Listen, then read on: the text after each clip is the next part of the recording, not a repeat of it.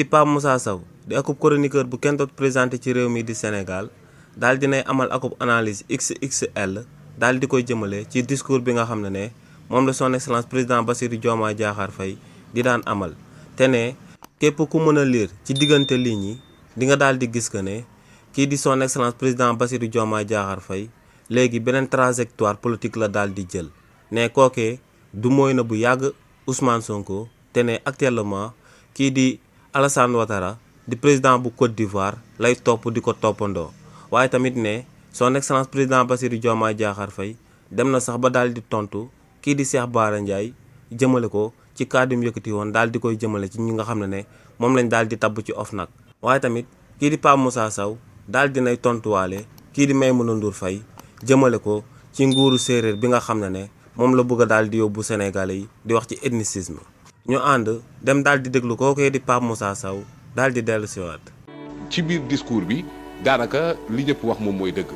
amul lu ñu fi wax loo xamante ne dégguñu ko woon man j'étais un acteur de la réforme bi ñu woon wax ci justice nekkoon ci assises justice yi mais texte yeeg lépp bind nañ ko ëpp na at biñ ko dañoo bind lépp je rends hommage au doyen Isaac Yankhoba Ndiaye Jacob di sama professeur les magistrats Mor Ndiaye ñoom Yaxam Mbaye Yaxam Keita ak ñeneen ñi fa nekkoon mais liggéey dañ koo def ba mu jeex tàkk lan moo tax boobu ba léegi concrétiser wu ko pour man dafa am benn manque de volonté politique bu ci nekk parce que oui le conseil constitutionnel day joxe avis day joxe décision. mais boo demee ci cour constitutionnelle la cour aura plus de gën a am coup de franche parce que déjà juriste mi ngi wax ci absence de recours. personne ne peut imaginer une cour sans cassation.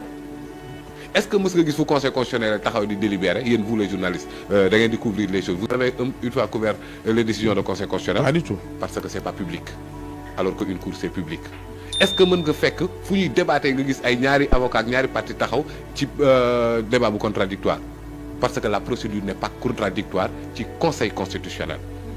en plus les voies de recours waxoon naa la ko ne la foo dégg cour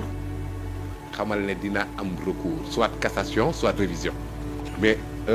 benn tribunal constitutionnel la am ça veut dire que day am appel oui boo demee Nigéria cour constitutionnelle ça veut dire day am mais léegi bu ñu ne la conseil et puis conseil constitutionnel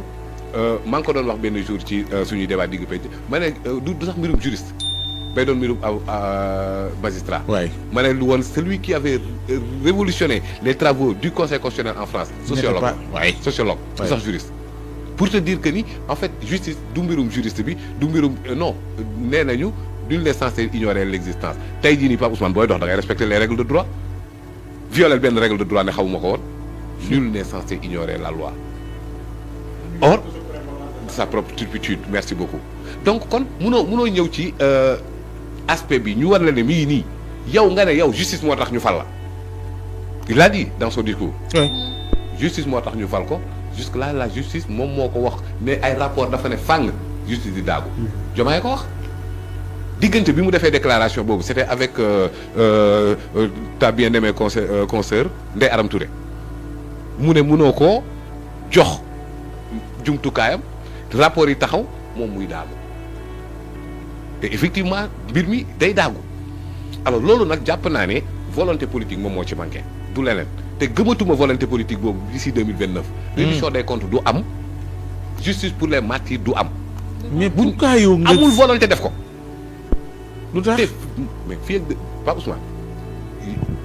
ay Malick Bala la doon wax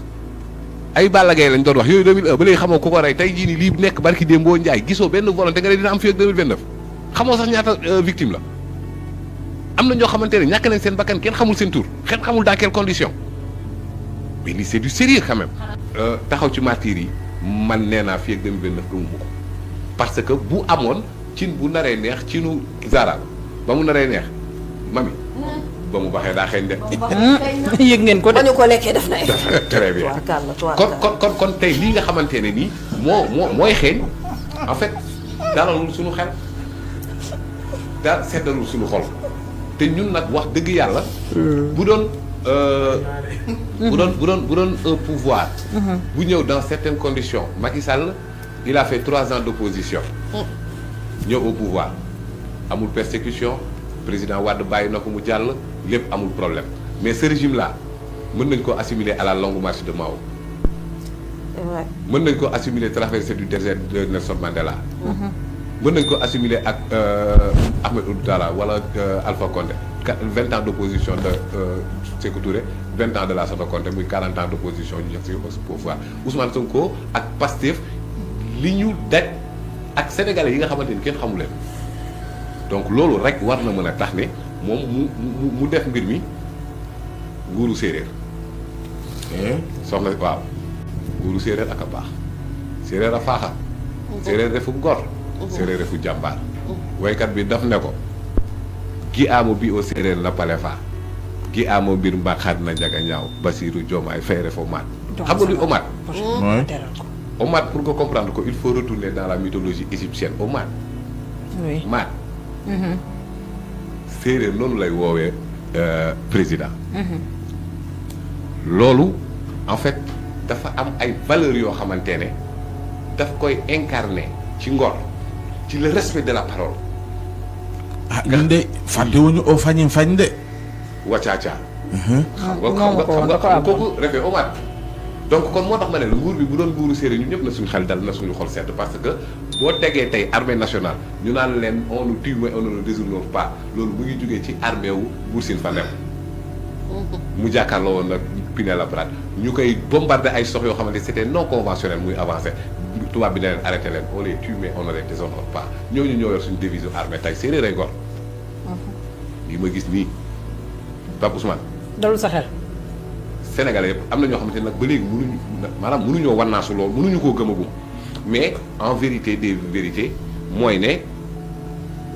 effectivement vous l'avez constaté le discours était très politique.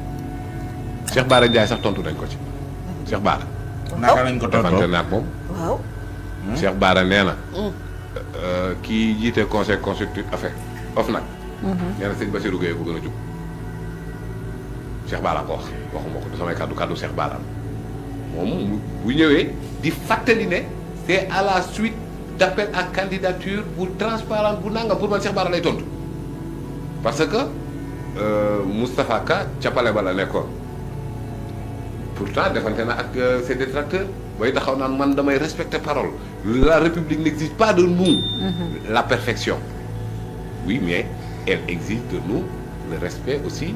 des promesses yi nga xamante ni yaa ko def sur le plan électoral la République exige de tout un chacun le respect de la législation en vigueur même si les réformes mu yegg seegul parce que nit kuñ ne kii ñàkk na bakkanam sa ku doomam bokkul rek moom mooy tax mooy wax yenn wax yi mais ñi nga xamante ne ñoom la daal waa famille Idrissa Goudiaby nga xamante ne 21 jours la ñu téye seen doom di ko pamte diggante hôpitalu Ziguinchor bi ñoo naa Dakar di ko wërale ñuy def autopsie ñu naan dañ koo jam paaka ak dañ koo dóor fetal keroog xam nga ne li yaayam dund métti na Pape Amadou Keita école la jógee di jàng ñu dóor ko balu bopp mu wàcc Cheikh Wade Cheikh Koli Baba Kaana saa ñooñu amuñu benn toor bu dul seen réew jag te am nañ ci sañ-sañ mu ñu ñàkk seen bakkan tey dafa dem ba Afrique Sénégal ñun dañoo mel ni ñu manqué de repère quoi xamatuñ fu ñu jëm moo tax nga gis ndeysaan supporter congolais bi mel ni ku jaaxle waaye def nii rek di fàttali askanam ne waa Lumumba. yaa parce que. wallaay Lumumba waaye. parce que dañoo on a envie de revivre ces genres de personnages. on a envie de revivre Lumumba de revivre Thomas Sankara de revivre Mamadou Dia Cheikh Anta. mais yàlla may ñu am na un moment tant soit peu. am nañ koo xamante ne dans le cadre de la vision et du courage politique. il incarne à la perfection. kooku kan la muy Ousmane Sonko. kii nga xamante ne malgré sa volonté son patriotisme résolu. dafa ñëw ne day dem ñu ne ko de doo fi jaar xalaa doo fi jaar. mu jël lépp lu mu am parce que bu doon rek moom culture de la personnalité lay def. dina def na woon Khalifa na woon Karim ñeneen ak ñeneen ne bu dul man du kenn mu ne projet bi moom moo am solo et je l'ai protégé jusque là et il a jeté tous ses dévolus au président Diomaye président Diomaye Faye wax dëgg yàlla bu waree askanu Sénégal du ko jóg bu waree Ousmane Sonko du ko jikk lii nga xamante ne Sénégalais yi ñoo ko fay au prix de leur vie ay bakkan rot ay cër dagg ay liberté confisquée ba tey jii nii ñu nga xamante ne lépp lu ñu def pour suñu réew toll fii mu toll fii ba 2029 li ñuy xaar ci yow bariwul saa waxuñu nga def marché Sandaga Dubaï Mall waxuñu loolu. donc lu am solo la. waaw lu am solo la te lu la nekk la it suñuy ressource maye na ko suñu capital humain maye na ko lépp li nga xamante ne am nañ ko en terme de potentialité maye na ko waaye laajuñ la loolu réformer rétablir la justice am na tappalekat yuy laajte ndax Ousmane Sonko mën na doon candidat wala mënul doon candidat waaye député assemblée nationale lu ñuy xaar pour dindi L57 bi Macky Sall éliminé candidat yëpp lu ñu ciy xaar ñoom ñëpp laa wax benn par benn nag El Malick ba ca questeur proposition de loi mu jeex débat boobu ñu tourné ko léegi nag président Diomaye am na sañ-sañu doon candidat en 2029. C'est son droit le plus absolu. oui. fii nii faluñu ko pour gis-gisam moom vision comme li nga doon wax léegi naan après sénégalais yi vont apprécier sénégalais yi apprécier loo wuñu ko moom président Diomaye dañ koo fal pour mu exécuter lii nga xamante ne moom la Ousmane Sonko jaay askanu Sénégal mais nañ dem ci livre solution wala nga dem ci programme bi nga xamante ne yoroon na ko en 2019 tudd jot na li ñëpp bokk ñëpp jot ci les révisions constitutionnelles ya fa nekk benn waxatuñ ci sax. tudd na ko tey révision. déedéet. waaw révision constitutionnelle waaw révision rek. xam nga ne lii ce n'est pas un premier ministre super fort yoo xam nga loolu. mais bu tuddee révision. on a réorganisé la primature mais on n'a pas renforcé la primature. justement bu xewee révision. xanaa lu Oui. ci loolu lañ jëm. déedéet. révision constitutionnelle. ma ne bi muy wax qu'il avait besoin d'un premier ministre super fort loolu dafa leeroon mais tey révision rek la wax or li mu bëgg a réviser mu ngi koy réviser président Diomaye li mu bëgg a nekk mu ngi ciy nekk ah. moom sax la léegi. ambition yi muy am projet yi muy am yi ko ñor mu ngi ci alors Pape Ousmane naka lañ mën a un projet forgé au cœur de la souveraineté le discours en question ne comporte même pas le mot souveraineté xam nga tu es à Tanger hein tu ne sors pas avec les dirhams parce que doomi réew bi ñoo moom seeni alal le CFA ne peut pas développer un pays mënul nekk monnaie de servitude la on l'a combattu le premier ministre def na ko ci livre def na ko ci projet de société o waxatuñ ci lu ci jëm actuellement l'un des plus grands défenseurs du franc CFA c'est son ami gis nga lëngante bi mbaa ci investiture quoi waaw j'ai l'impression que c'est lui son mentor maintenant ce n'est plus Ousmane Sonko moom loolu lay nduroo la oui parce que ñi seen bakkan rot bañ leen di célébrer mais quatrième mandat wala quatrième candidature vous vous rendez ah Côte d'Ivoire constitution bi dafa limité woon mandat yi 2 candidat ba dee mu ñëwaat toog looloo tax xam nga yaa ma gën a xam donc fi mu toll nii discours bi waxtaan bi neex na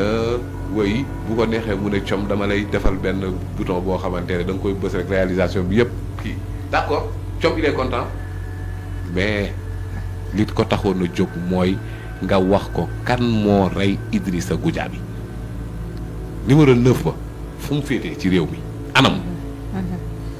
mi ngi fi quoi mi ngi fi jàpp nu ko. anam da nga ko jàpp da nga gis koo jàpp waaye laaj.